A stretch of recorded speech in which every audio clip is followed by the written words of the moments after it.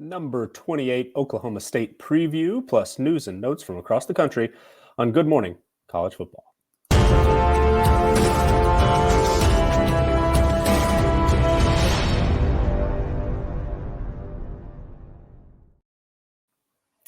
Hello and welcome to episode 78 of Good Morning College Football from campustocanton.com. I am Nicholas Ian Allen of CFB Winning Edge. Thank you for joining us today for our preview of the number 28 team in our team strength power rankings, the Oklahoma State Cowboys. We'll be digging into one of the most experienced rosters in college football this season, a team coming off a 10-win campaign in 2023 that came up just short of a Big 12 championship, but expectations somewhat modest, at least as far as our projections go. We'll dig into why that is. But if this is your first time with us, thank you very much for joining us. Even if it's not your first time, thank you for checking us out on the Campus to Canton YouTube channel. Thank you for subscribing there and also for giving this video a like. And if you haven't already, we very much would appreciate you checking out campustocanton.com. You can join for as little as $2.99 per month, get access to a very active Discord community, all kinds of rankings and tools, written content on the site. And then we have options that go all the way up to our All 22 and C2C Winning Edge tiers that get you access to a lot of the stuff that we'll be talking about today in our team previews that we have for the last 27 teams we've discussed so far this preseason. That includes our CFB Winning Edge team profiles, our returning production database, our stat projections, all of which should help you, like the site itself, get ready for the 2024 college football season, which starts in 17 days. Week 0 kicks off in just 17 days. But before we dig into Oklahoma State and the last couple of shows, especially as fall camp news has ramped up, our previews have started 25 minutes or so into the episode. I expect that might be a little bit longer today because there is so much fall camp news to discuss. Before we dig into a lot of the injury updates, a few things that just going on across college football. The coaches poll is out. Georgia is number 1 with 46 first place votes.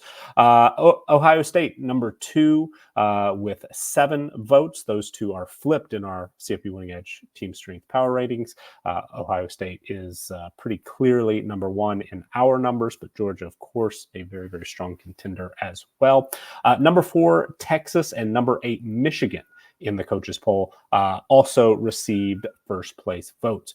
Comparing our team ratings to this particular poll, it probably comes as no surprise that the Big 12 has teams that are higher according to the pollsters, the coaches that are filling out those rankings.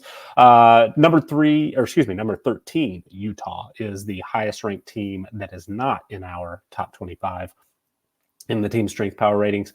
And number 17, Kansas State. Unsurprisingly, we've talked about the Wildcats a bit and how our projections are quite low on K-State compared to most, especially those, like coaches, media members who are, looking a little bit deeper, maybe adding a little more context that maybe our numbers are lacking just a bit, or perhaps our projections maybe unearthed some reasons to be skeptical of K-State. We'll find out soon enough. But the Wildcats probably getting the most respect in that top 25 coaches poll compared to our power ratings. The team that we'll be previewing today, Oklahoma State, is 18th. Some reporting from Alex Scarborough and John Talty of CBS Sports. Yesterday, as we record Wednesday, August 7th. So on Tuesday, the two reported that the SEC is moving toward mandatory injury report. Sounds like similar to what the Big Ten unearthed last year or began last year. According to the two, the topic was discussed at the annual spring meetings in May, and it sounds like, though, a mandatory injury report has not been officially approved. Multiple sources reading here from the piece indicate the details are close to being finalized and are expected to be in place at the start of the 2024 season.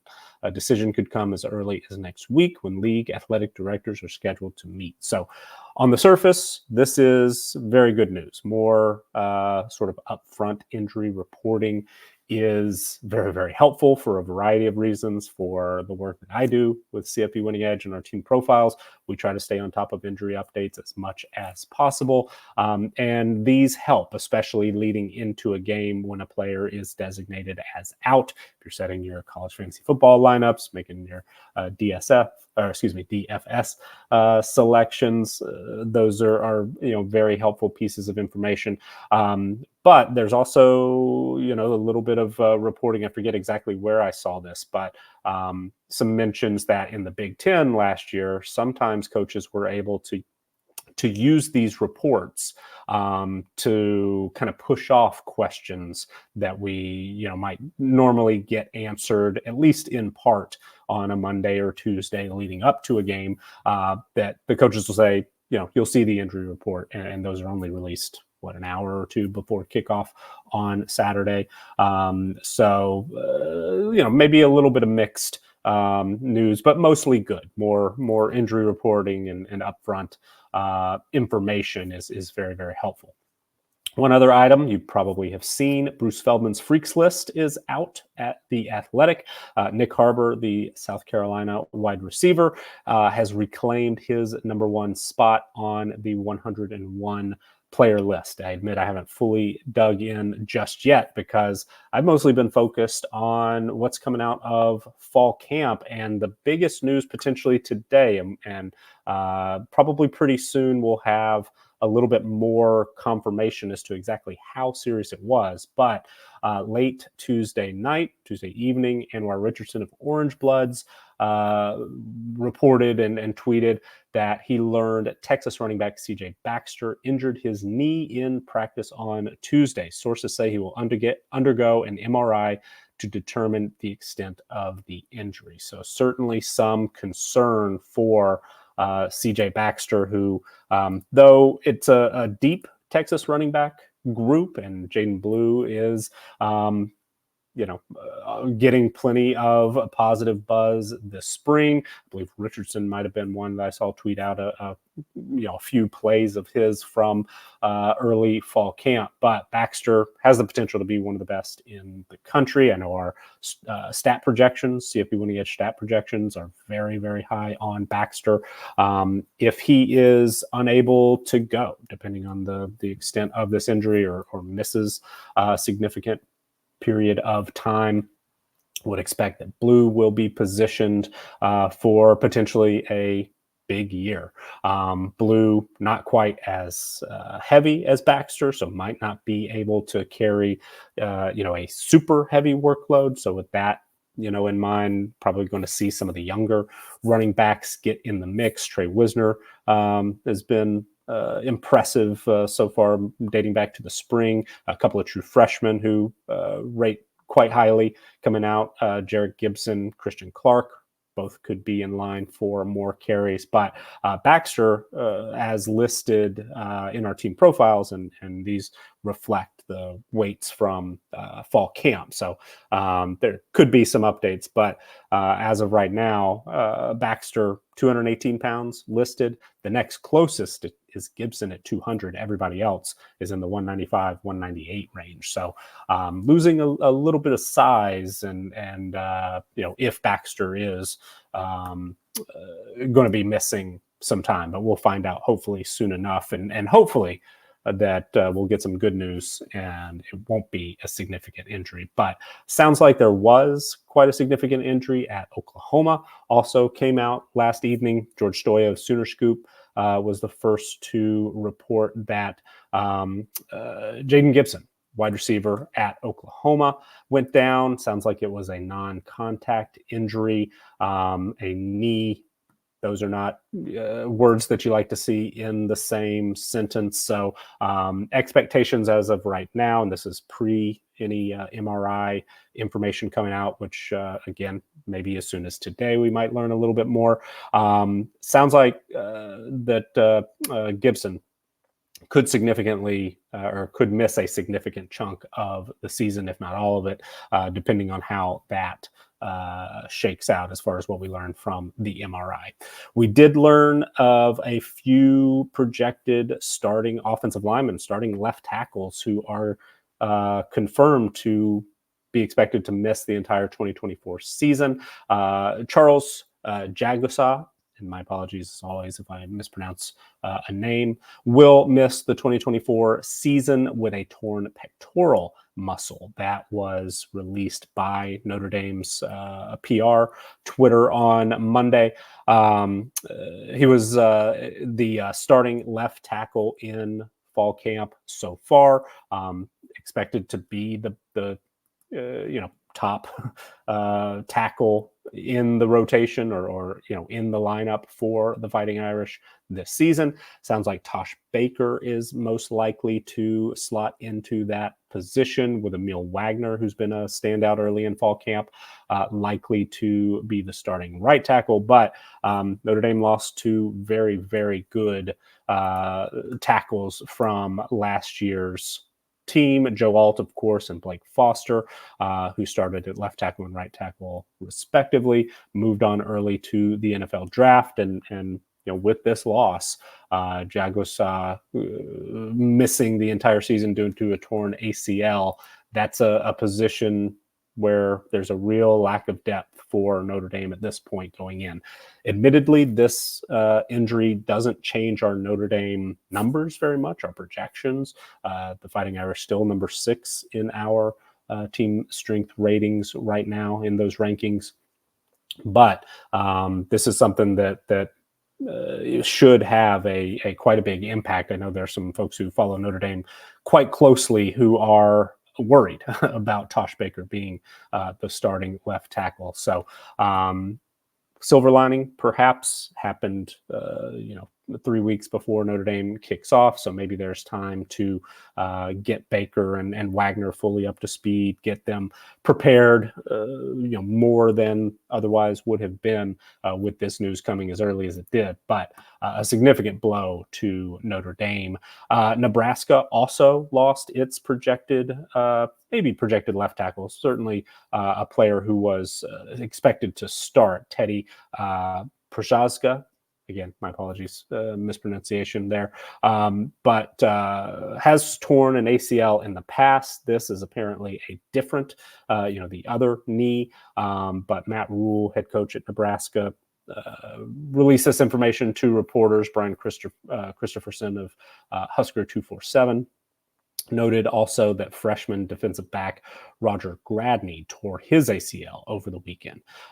So Przaska manned the left tackle spot for the final 5 games of last season after Turner Cochran, who's a 31-game starter, went out due to injury, according to Christopherson there. So significant news also at Nebraska, a very experienced player expected to man an important part of that Nebraska offensive line, is going to be missing the entire season. At Georgia, don't know how significant it is, but Jordan D. Hill of Dogs 247 has noted that as recently as yesterday, did not see center Jared Wilson participating in practice for the Dogs. There's been a bit of a reshuffling on the offensive line for the number 1 team in the preseason coaches poll. Hill said that Wilson was working on the side with trainers on Sunday, but in the following practice was not spotted. Tate Ratledge is taking snaps at center. Ratledge was projected or is projected in our team profiles to start at right guard, but can shift over to center if necessary, if Wilson is expected to miss any time, and Ratledge is an all-SEC performer, so he'll be able to handle whatever spot is necessary. But if Wilson is going to be limited or perhaps miss some time, others will be shuffled around as well. According to Hill, the line included left tackle Ernest Green, left guard Dylan Fairchild, right guard Micah Morris, and right tackle Xavier Truss. So Wilson had gotten a lot of rave reviews. This spring was really seen as a strength of that Georgia offensive line. So we'll certainly be checking up and following up. I know, as a fantasy focused company at Campus to Canton, maybe we don't discuss offensive linemen in this great of depth or offensive line groups in this great of depth, but these are the things that can impact those running backs, those receivers, quarterbacks getting time to operate and feeling comfortable back there. So we're going to try to, not overwhelm maybe with offensive line talk, but as of right now, unfortunately, we're seeing some potentially significant injuries that could impact, top-ranked teams like Georgia and Notre Dame. At Pitt, Jerry DiPola of the Trib said that Pat Narduzzi, head coach, dropped a bit of news earlier this week, told reporters senior defensive end Bam Brema has left the team. Brema was projected as a starter on the defensive line for Pitt. Also, DiPola notes that scholarship freshman offensive lineman Mason Lindsay has a season-ending injury. So some bad news there out of Pitt. At Washington State, there is other unfortunate injury news. Wide receiver Carlos Hernandez is going to be, quote, out a while, according to Jake Dickert. Jamie Vinnick of KookFan.com had some quotes from Dickert, who said that, quote, Carlos is going to be out for a while. We're still kind of going through the medical deal with that. It's something with a foot. I believe there was a follow-up to say that Hernandez has actually undergone foot surgery. So I'm not sure what a while means, but it sounds like definitely some playing time this season. According to Vinnick, if Hernandez does wind up missing games, which at this point seems highly likely, Trey Shackelford and Kyle Maxwell will step into bigger roles on the outside opposite Kyle Williams. So, as Vinnick said, maybe it was only fitting that Shackelford and Maxwell were two of the juice players of the day, being awarded on Monday by Jackson Latamua and Cooper Mathers, respectively. Dickert, with a quote here from Vinnick, said, Trey, talking about Shackelford, really stepped up his game, and we're going to need some of those outside receivers to really get going. I think he's been one of those guys that has the ability to do these things. Talking about Maxwell, he's battling injury, but we're still finally starting to see what he's capable of. Made some big catches down the sideline for us in the pressure period. So there's been a lot of discussion about Wazoo, the passing attack expected to be prolific as usual. The competition at quarterback seemingly ongoing between John Mateer and Zeddy Eckhouse.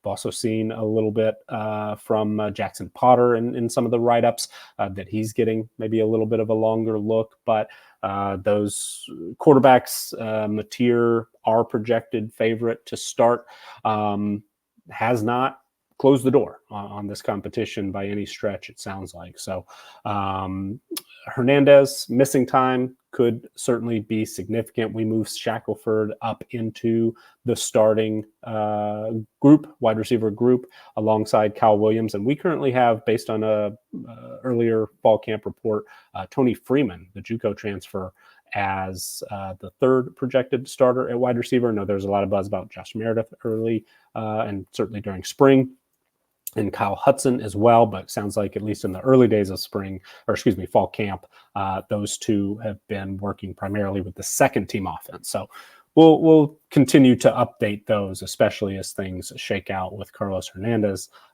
likely to miss time.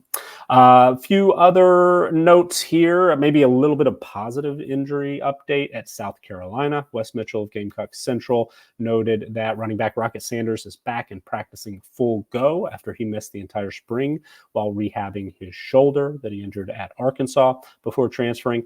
Mitchell also passed along that Mazeo Bennett, the true freshman, continues to impress in fall camp, much like he did in the spring, and sounds like he is pushing for a spot in the wide receiver rotation.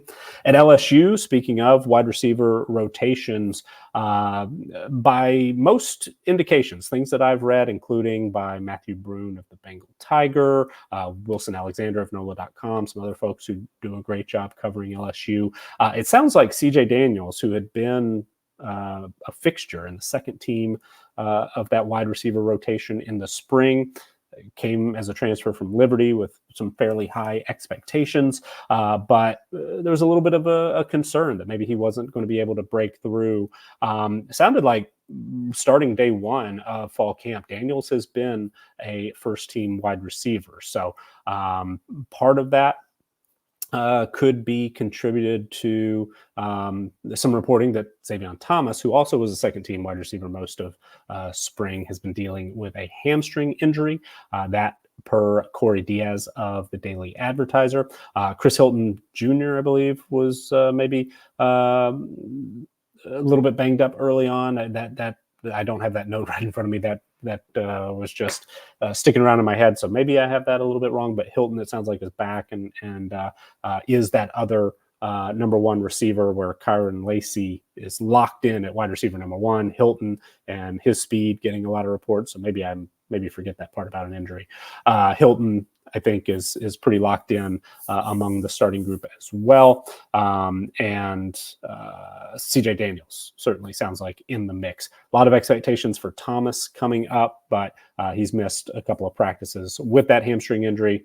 We'll look for some more updates as we can find them, of course. LSU lost a projected contributor at tight end in Mac-Markway on Tuesday. Brian Kelly, the head coach, said he was informed that Markway will not be playing for LSU. Sounds like he's headed to the transfer portal. And then a couple of notes that I saw on the defensive side of the ball. Braden Swinson and Jalen Lee. Lee we have projected as a starter interior defensive lineman. Swinson right now a number 2 edge defender, defensive end linebacker. Have missed multiple practices. It sounds like, according to Wilson Alexander, those are related to academics, not injury. So hopefully that'll all get squared away, and those two will be back and expected to be contributors, if not starters, for a hopefully much improved LSU defense.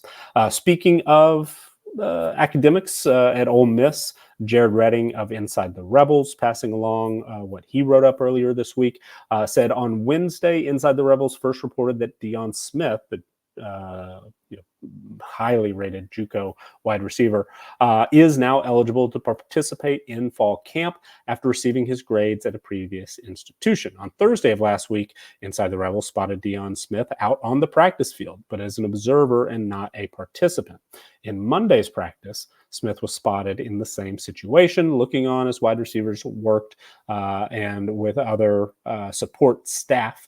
Prior to that, Ole Miss Media Relations provided an updated fall camp roster, and Smith was not on it. So Smith expected to come in and be a contributor, if not starter, when he was signed early on. But as of yet, I believe, yet to take the practice field. So again, as always, we'll be looking for more updates there. At Alabama, Kennington Smith III of The Athletic offered some insights from the first week of preseason practice for the Crimson Tide. Reading here from the piece, said the third and fourth practices were particularly impactful for starter Jalen Milroe, who looked as sharp as he had since spring practice. He was able to connect with several deep passes. Head coach Kalen DeBoer said Milroe's execution and his confidence are improving. Quoting here, DeBoer, I thought, talking about Saturday and Sunday, he took the best steps I've seen since I've been here. He came out Sunday and threw the deep ball probably as well as I've seen him throw. That's a lot of just guys and the timing and rhythm coming into play, feeling more comfortable there. Some big plays were made out there. The defense made a couple of big ones too, but he's really done a nice job raising his game, asking more out of himself. According to Smith, all indications are there won't be a dominant running back this season. Sounds like, according to Smith, it's a, quote, true 1A, 1B dynamic between Justice Haynes and Jam Miller, and that the two have equally handled duties as the lead running back in drill sessions. A lot of reports I've seen from Smith and other beat reporters covering the Crimson Tide are that, Haynes is number one in one rep, Miller's number one in the other, and they get pretty much equal work. So as of right now, not expecting one of the two of them as much as we at Campus to Canton love Haynes. Sounds like probably going to be fairly even workload, at least early on in the season, unless reason to, for one of those to step up, just take over the job, or maybe, as always is unfortunately a potential, if an injury were to occur, of course, that would probably solidify one of them as number one. Finishing up here, Smith passed along when asked which has been the most consistent group. DeBoer pointed to the defensive line, which Smith says is an encouraging sign considering a lackluster performance in the spring game. All right, I'm going to quickly go through the last few teams here at Tennessee. Patrick Brown of Go Balls 247 gave some updates on the wide receiver competitions and pecking order. He says, we haven't seen the full complement of the receiving core, as both Mike Matthews and Dante Thornton Jr. have been limited, and the Vols are yet to fully release Brew McCoy. He does note that Chris Brazel II has picked up where he left off in the spring, and while Chaz Nimrod looks to be full-time in the slot now after an impressive summer, and the coaching staff singled him out in the team meeting before camp. This part really caught my eye from Brown, reading here from the piece. He says, I'm not with my colleague Ben McKee in saying Nimrod is going to start over Squirrel White. I had not realized that there was a Tennessee reporter or someone who wrote for the site to say that Squirrel White was in danger maybe of losing his top spot on the depth chart. But sounds like Nimrod is impressing enough to maybe, at least in the eyes of one or some, make a move there. But continuing on from Brown, he said, Buddy is taking steps to have a role for this team. If everybody is available, I could see Tennessee rotating 6 wideouts without much in the way of drop-off. One other note on yet another C2C favorite, Cam Seldon, according to Brown, is going through drills in a non-contact jersey, but it's unclear when he might be cleared for contact. And I would expect, reading from the piece here, Tennessee to be careful with him to mitigate the risk of a setback with his shoulder injury. At Utah, a couple of notes from beat reporters. Alex Markham of Rivals tweeted out that head coach Kyle Whittingham publicly said today, this was earlier in the week, that linebacker Hunter Andrews is getting reps at running back. He said, from what I had been hearing and continue to hear, there's a lot of intrigue with Andrews' reps at running back right now. And then in all quotes, or in all caps, a lot.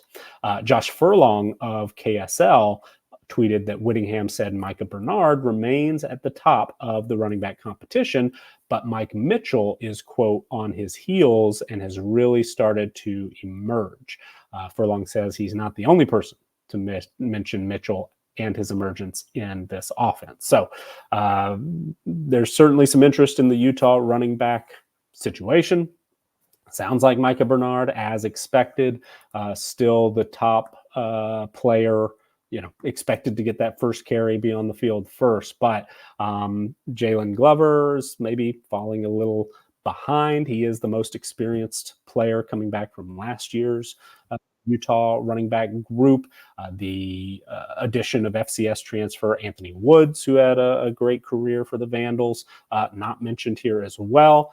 Hunter Andrews, true freshman, who was expected to be a linebacker, and Michael Mitchell, the redshirt freshman, seemingly getting the buzz early on. And we know that Utah is not afraid to throw some unexpected players into the mix like they did with Siani Vaki last year. At Virginia, Jackie Franciulli of Wahoo's 247 updated some injuries, which Virginia, by my counts, is the most impacted program by injury so far this fall camp. And maybe they're not losing the starting left tackle, although maybe they are.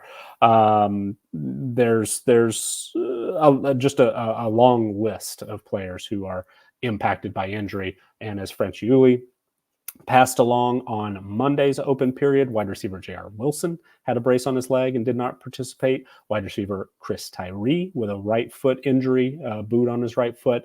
Offensive tackle Mikhail Boley, a boot on his left foot, were both sidelined. Boley had a cane as well, according to Franciulli. And then pretty long list of players in a yellow no contact jersey, including linebacker James Jackson, who is yet to fully practice. And according to the note here, head coach Tony Elliott said it was precautionary last week, so hopefully Jackson will be back and fully healthy. But also Malcolm Green, a starter in the secondary, Miles Green, defensive lineman Bryce Carter, running back Noah Vaughn, defensive back Aiden Ryan.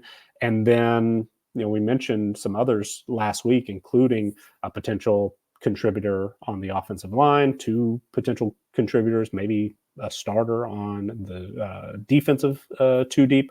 But with a little bit of, if not Tyree, who question here, Franciulli said, due to the injuries above, Sudarian Harrison filled in for Tyree. So keep that in mind, as Tyree was expected to, slot into that position left by Malik Washington. At Syracuse, Emily Leiker of Syracuse.com passed along earlier this week head coach Fran Brown's press conference that starting defensive lineman, projected starter Braylon Ingram has suffered a career-ending Achilles tear. So lots of teams losing projected starters and experienced players. Couple of final notes here at UNLV. Mike Grimala of the Las Vegas Sun gave a bit of an update on the quarterback competition ongoing. Matthew Sluka, the transfer from Holy Cross, who's been, pretty, there's been a lot of buzz. There's been a lot of expectation about him from a college fantasy football perspective. He is going to have competition. Wasn't there in the spring, and sounds like Campbell graduate transfer Haj Malik Williams, who did have a huge spring game, and returning starter Cameron Friel are all 3 currently in competitions. According to Grimala, all 3 are receiving an equal number of snaps in practice, while head coach Barry Odom and Brennan Marion, the offensive coordinator, evaluate their abilities. And through the first 2 days, Williams ran mostly with the first team offense, with Sluka and Friel mixing in a little bit, and it sounds like kind of a mix with starters and second teamers. Finally, just had to put a note here about Wisconsin, and Jesse Temple of The Athletic was among those who has written about Dylan Jones, freshman running back. Temple also wrote about Darian Dupree.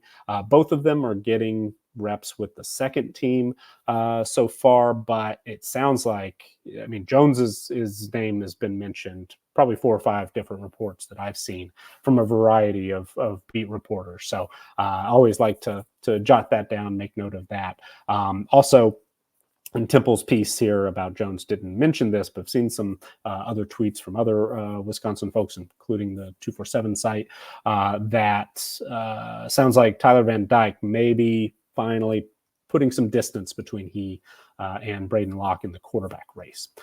Okay, so let's turn our attention now to the number 28 team in our team strength power ratings, the Oklahoma State Cowboys. And according to DraftKings, as of this morning, the regular season win total posted for the Cowboys is 8.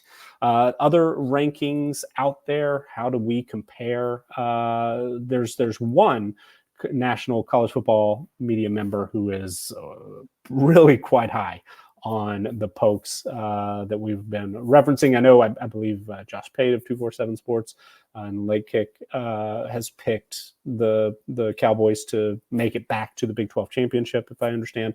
But we've been mostly focusing on, top 25 rankings written up since the spring, and Stuart Mandel's The Athletic has Oklahoma State number 11, had the Pokes number 11 in that post-spring portal write-up. Phil Steele in his preseason magazine has the Cowboys 15th in his rankings, but 17th in the power poll, so the more computer-based projections of who would be favored versus who on a neutral field. As is seemingly the case in the opinion side of things, there seems to be a little bit more optimism maybe than the projections, the computer-based systems out there. Along those lines, ESPN's Mark Schlabach, the Sporting News, and Athlon Sports all have Oklahoma State 19th in their post-spring rankings. SP Plus, ESPN's SP Plus, highest on the Cowboys other than Steele as far as the computers go, at number 20. 247 Sports, the composite writers there, the top 25 rankings that they released earlier this week, Oklahoma State comes in at 21. For Andy Staples of On3, the Cowboys are 23rd. The K-Ford ratings and EA Sports Power rankings have Oklahoma State 24th. FPI, the ESPN Football Power Index, has Oklahoma State just outside the top 26, and outside the top 25 at number 26. And I thought maybe we were going to be the lowest on Oklahoma State, but no, not even close. Actually, Beta rank far lower on Oklahoma State than just about anyone else we've compared. Number 47 in the preseason Beta rank projections, and I'm guessing a big reason for that, as we take a look here at our Oklahoma State CFB Winning Edge team profiles, try to get on the right page here, share my screen. The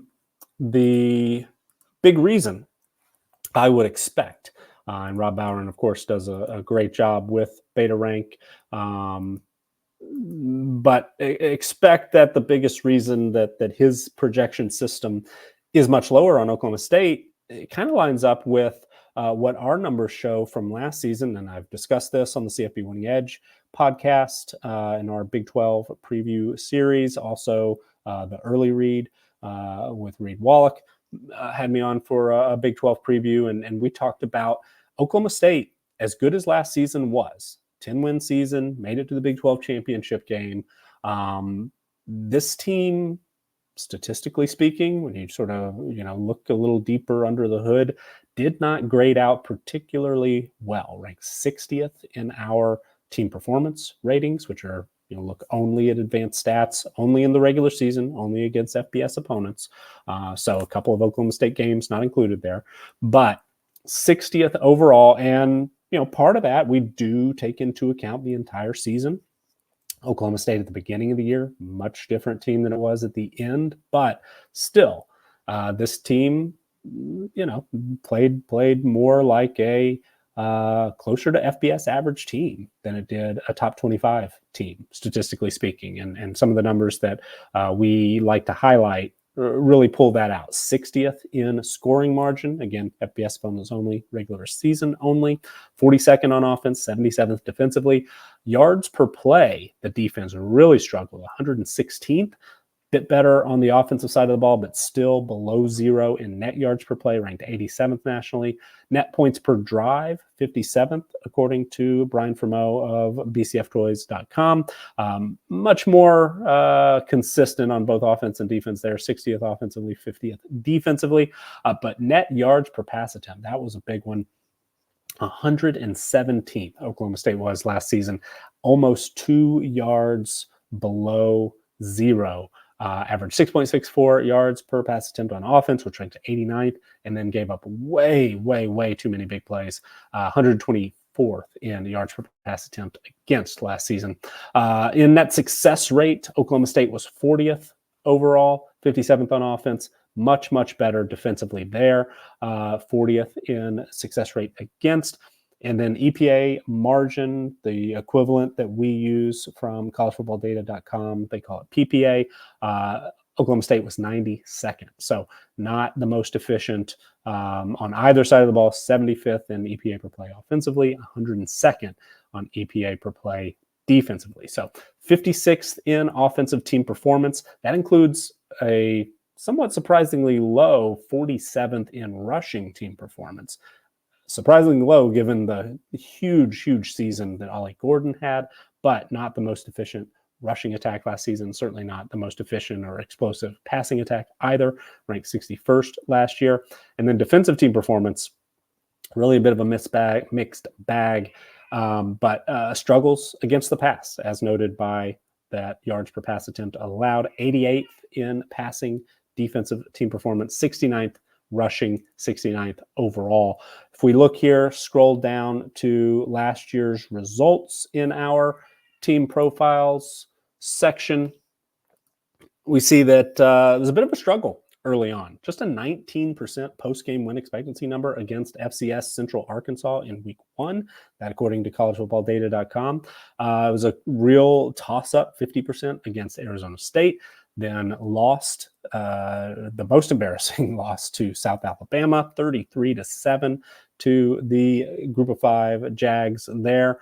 11% post-game win expectancy against Iowa State. So if we look at second-order wins for the first 4 weeks of the season, Oklahoma State very fortunate to be 2-2.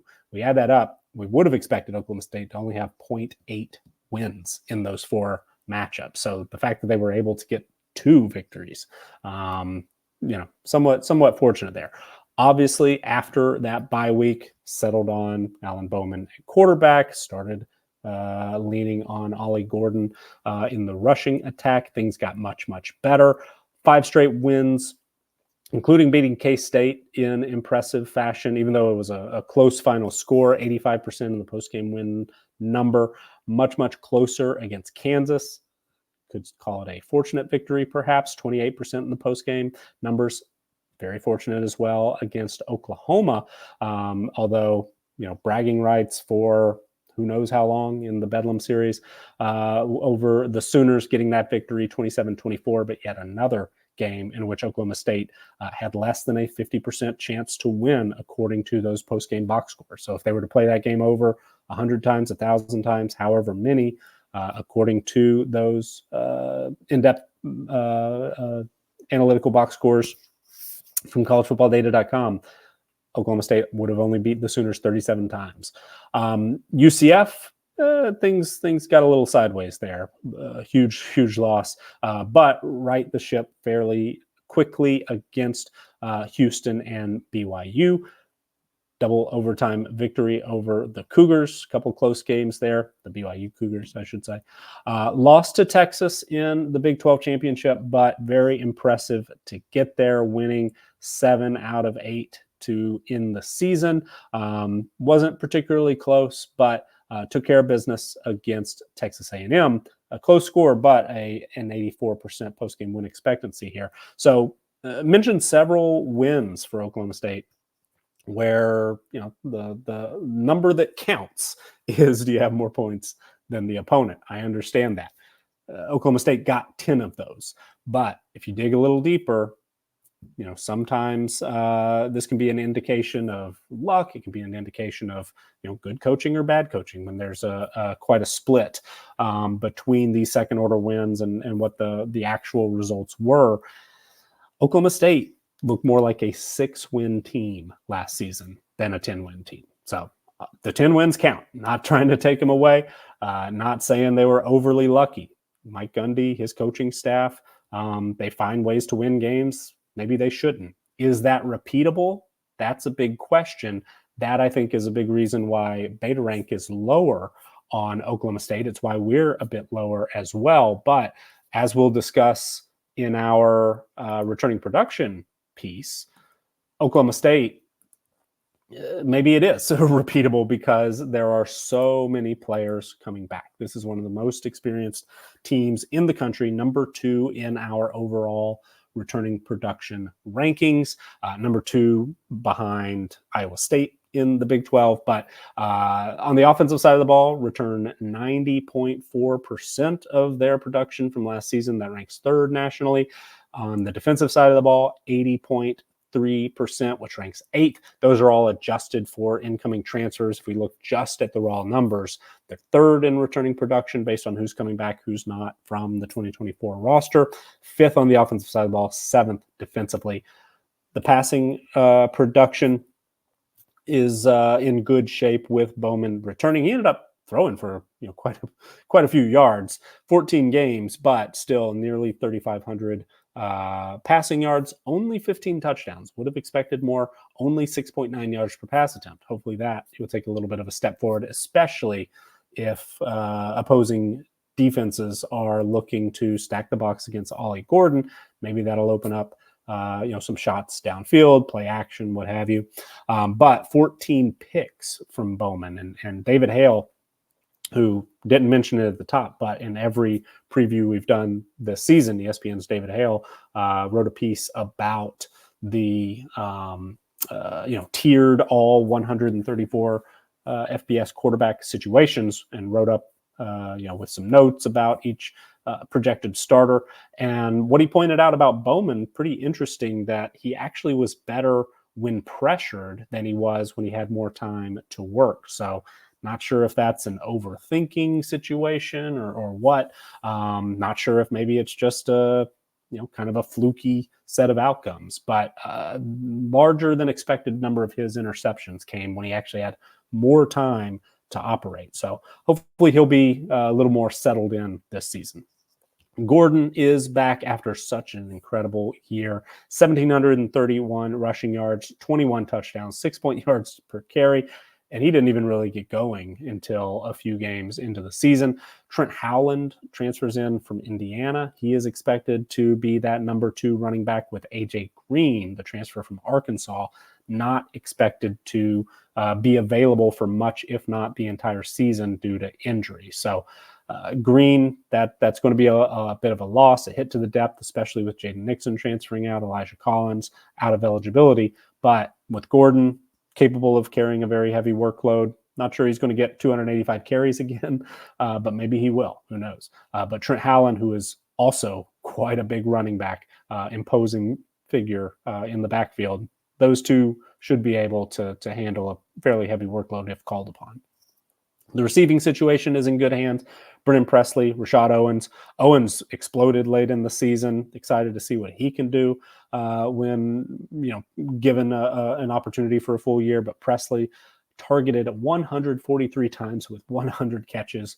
Came up just shy of 1,000 yards, but 6 touchdowns led the team.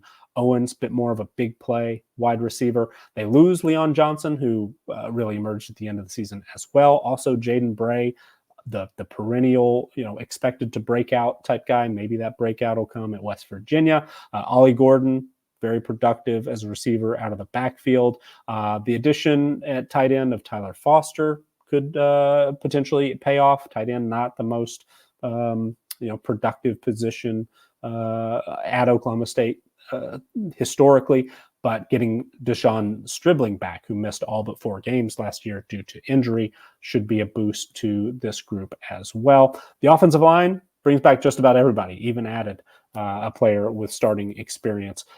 So that is key. Even though, as we'll get into, the offensive line didn't grade out super well, despite Gordon's huge season, bringing everybody back, having that consistency is quite important. 5 guys had double-digit starts. Jason Brooks Jr. started 7 games. So technically, technically 5 starters returned. They almost had a 6th full-time starter, but we need 51% of starts, and Oklahoma State played 14 games last year. But Brooks got starting experience. Taylor Maturko got starting experience, and Isaiah Glass, coming in as a transfer, also started 3 games. So defensively, numbers are quite good as well, at least in terms of who's coming back. 3 triple-digit tacklers, the top 4 tacklers overall. Return Nick Martin, all Big 12 performer at linebacker. Collin Oliver, listed here as a linebacker, more of an edge defender. He is back as well. Big 12 performer, had 41 pressures. Between the two of them, 70 pressures is key.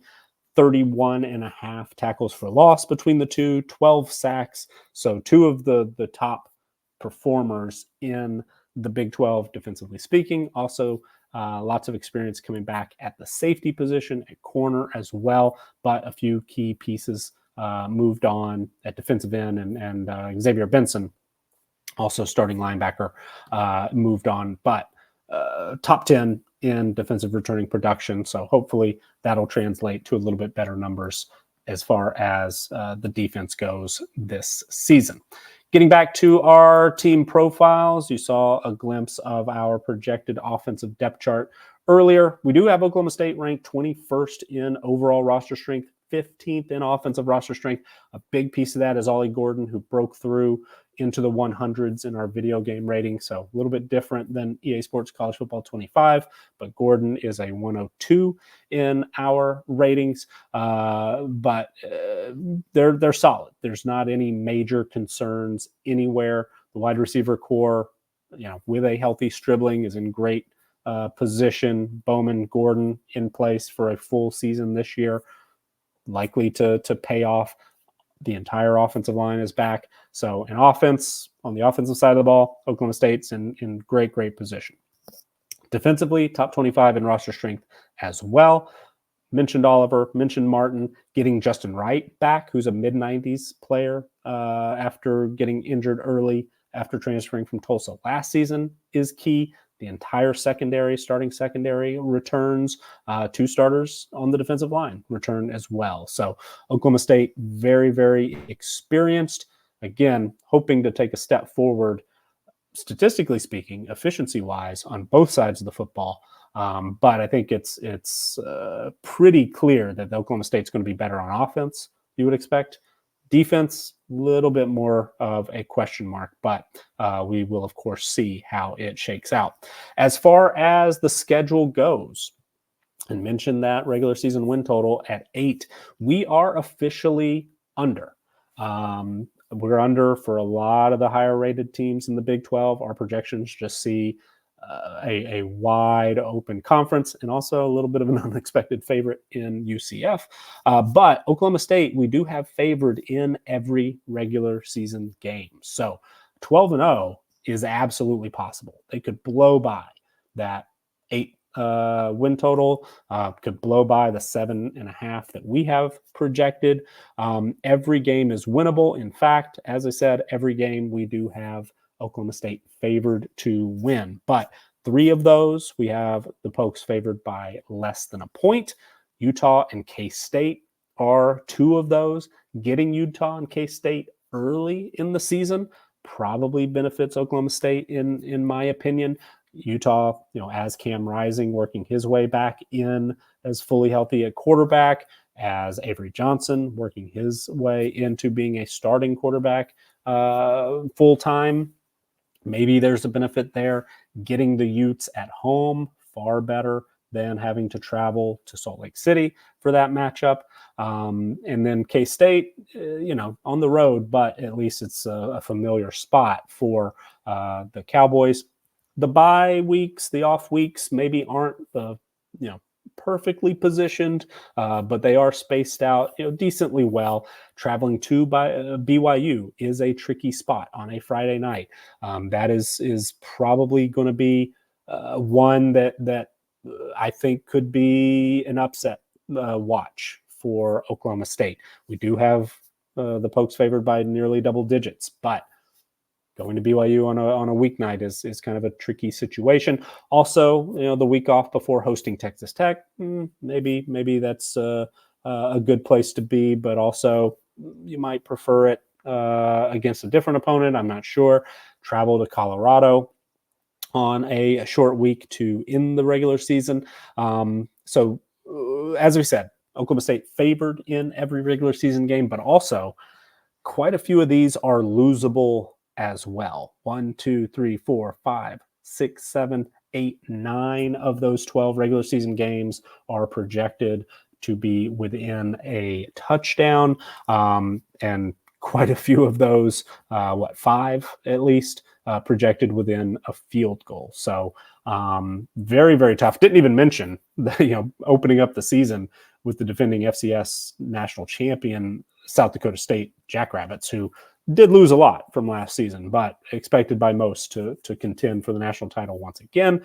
Arkansas as an SEC opponent is going to be tough. Tulsa is going to be improved, I think, this year. So this schedule, even though it ranks 42nd in our strength of schedule rankings, is tough. There are a handful of losable games, and if Oklahoma State doesn't get some of the bounces, some of the overachieving their team performance numbers and post-game win expectancy numbers like they did last season, sometimes that luck turns. Again, not saying they were overly lucky last season.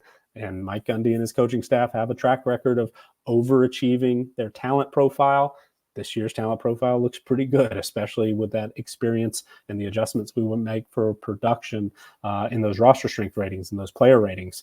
They won't have to overachieve quite as much this season, but do need to make a lot of improvements in those efficiency numbers, need to be more explosive in the passing game, need to defend the pass better and hold down those explosive opportunities for big pass plays. So Oklahoma State, really, really intriguing team. Excelled last season, especially at the end of the year. That second half of the regular season, they were mostly great with the couple of exceptions. 10 wins, conference championship game, but played more like a 6-win team. Played more like a team that would have ranked 60th in team performance. So we'll see. I think the outcome, the range of outcomes is quite large. Could be Oklahoma State running the table, 12-0, going maybe 11-1, Big 12 champs, college football playoff. All of that is within the realm of possibility. Also, losing 3 or 4 games maybe they shouldn't, I think is possible as well. So we'll see how it all shakes out. But we are officially under. Our projections have been pretty good the last 3 years. We've done a graded official projection for every FBS team since the beginning of the 2021 season. We've been 60.4% correct. In those, we were 55.6% last season. I'd be happy with both of those numbers moving forward. Nevertheless, we definitely miss sometimes. And Oklahoma State, I think there's a decent chance that this is going to be a 9, 10 or more win team during the regular season. Should be very, very tough. So that's going to do it for us today. If you are traveling to the college football, the Fantasy Football Expo in Canton this week, safe travels, of course, and always a great place to be. I know John Lobb's got the King's Classic going again for college fantasy football. Really appreciate the work that he does to help grow the game and create more visibility. That event took me to Canton a few times a few years ago, and actually was where I met the good folks at Campus to Canton, and wouldn't be sitting here right now if not. So that's a great event. Safe travels to everyone who is headed that way. For everybody else, we look forward to seeing you here on Friday. We will, of course, do our best to keep on top of any fall camp news and pass along the important information. Hopefully we'll get a little bit more positive news than we had today.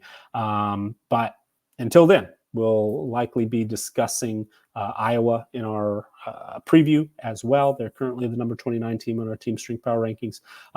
But along with more news, injury updates, all that good stuff, we will be back on Friday for Good Morning College Football. If you haven't already, please do give this video a like. Please subscribe to the Campus to Canton YouTube channel. Please consider a membership at campustocanton.com, where you can join for as little as $2.99 per month. And until Friday, take care.